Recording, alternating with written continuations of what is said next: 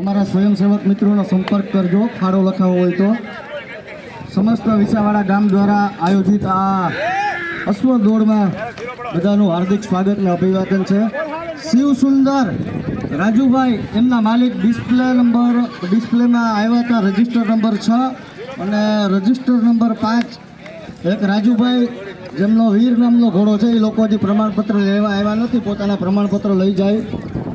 અને રેવાલ ચાલ માટેના મિત્રો જલ્દીથી પોતાના અશ્વો લઈ અને ગ્રાઉન્ડ ઉપર આવે.